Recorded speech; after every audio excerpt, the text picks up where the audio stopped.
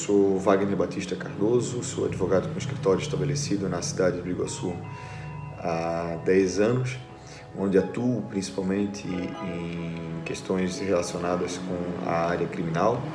Com relação à questão da liberação de drogas, é um tema ainda um tanto quanto delicado, né? Ele traz uma discussão ainda muito ampla, a necessidade, na verdade, de uma discussão ampla, só que essa discussão, infelizmente, é tida ainda como um tabu. Há uma visão restrita em relação ao uso, né, da cannabis como sendo apenas como um elemento recreativo, quando, na verdade, estudos científicos, uma infinidade de estudos nessa área relacionadas às substâncias contidas na cannabis, encontra dentro dessa planta, dessa erva, alternativas para tratamento de uma infinidade de doenças, logicamente além da situação recreativa que ela pode propiciar. Nessa seara, com relação ao uso medicinal, pelo que eu tenho acompanhado até sobre o tema da legalização, hoje dentro do Poder Legislativo ainda há pouco material, né, projetos legislativos em favor da liberação, sendo que em contrapartida, né, de outro lado, existem projetos que buscam asseverar ainda mais a punição relacionada aos crimes que torneiam o assunto sobre drogas, né? Então, ao que me recordo, são em torno aí de uns 15, 14 projetos que visam tornar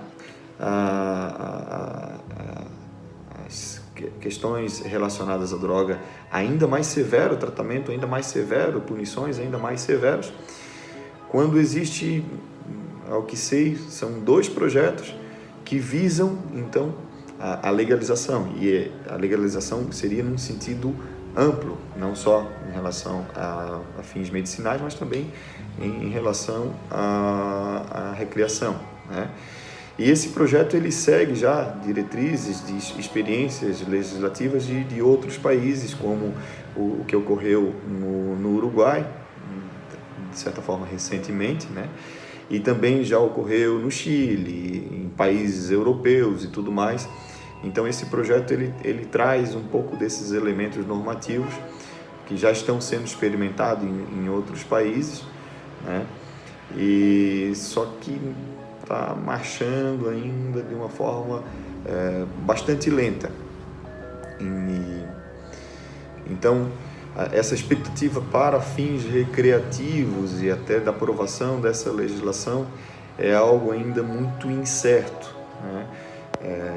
E até porque essa questão legislativa ela foge a um pouco do que é tratado, por exemplo, dentro da própria questão jurídica, né? Porque o poder judiciário ele costuma ser percursor, né?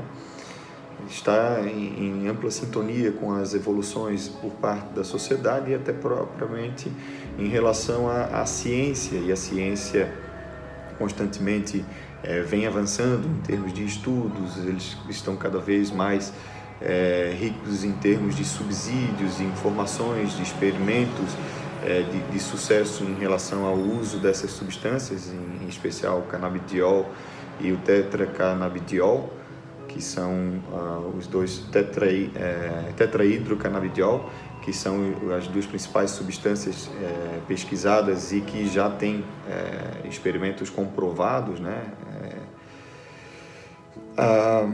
com relação ao tratamento de uma infinidade de doenças. Então a medicina é uma percursora, né? A ciência é uma percursora, e o judiciário, o poder judiciário já vai acompanhando isso mesmo antes disso ser normativado, né? Normatizado dentro da legislação. Então, embora a análise do que se tem dentro do poder legislativo hoje seja um pouco desanimadora, aos que defendem a liberação do uso do canabidiol, do tetrahidrocanabidiol e da própria liberação da maconha, seja desanimador sob o aspecto legislativo. No aspecto do judiciário, isso já vem ganhando um avanço considerável, né? Houve a aprovação por parte do Conselho Federal de Medicina do uso dessas substâncias para tratamento de alguns tipos de doenças. Então a Anvisa passou já a reconhecer e controlar o fornecimento de medicamentos derivados, né, da maconha, da cannabis, desde que acompanhados de prescrição médica específica, né? Então, inclusive agora no ano de 2017 foi lançado o primeiro medicamento, né, em solo nacional já com esses derivados, né?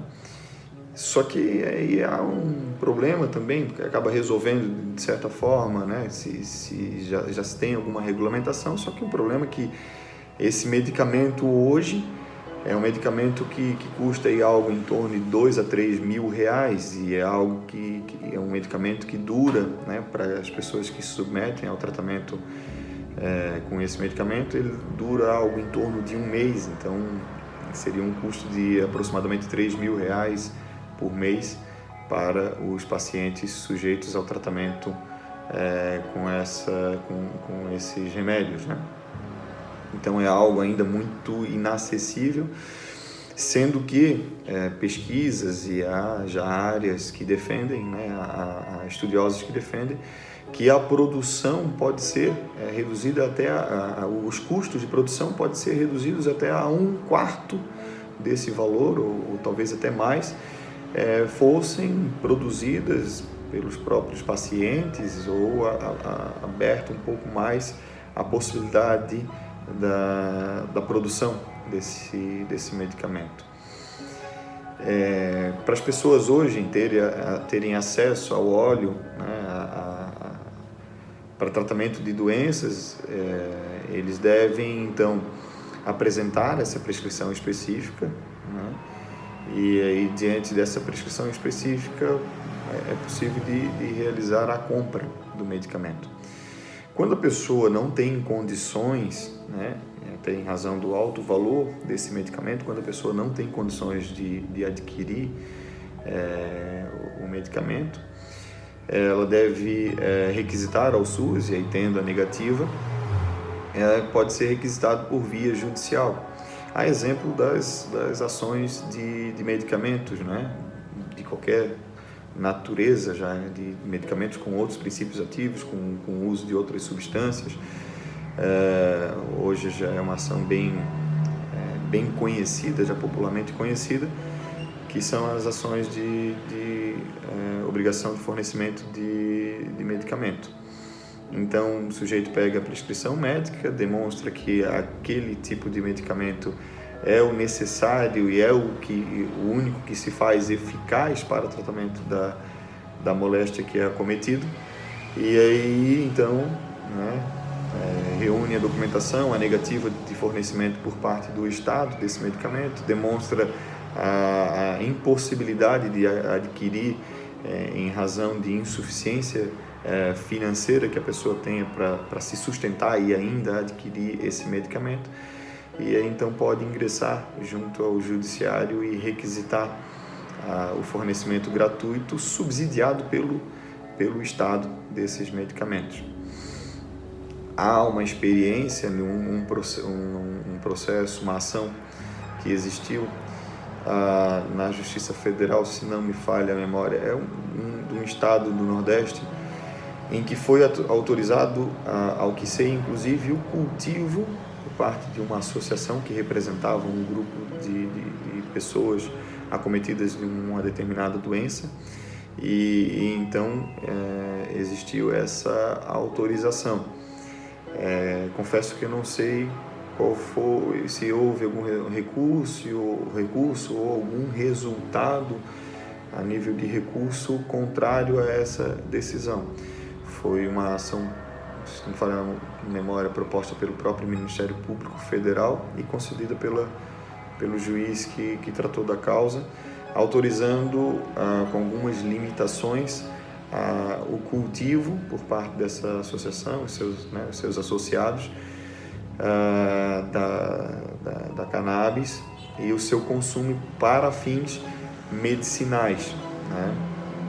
Agora, para fins recreativos, ainda, ao que sei, não existe nem dentro do próprio judiciário, quanto por parte, na verdade, por parte do judiciário, né, em relação à autorização para produção ou consumo e tudo mais.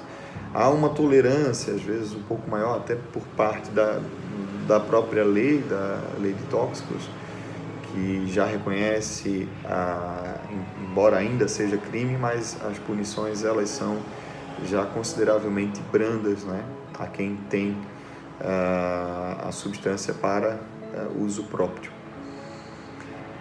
Eu acho que seriam mais ou menos essas considerações. Espero ter respondido os questionamentos, né, que me foram levantados.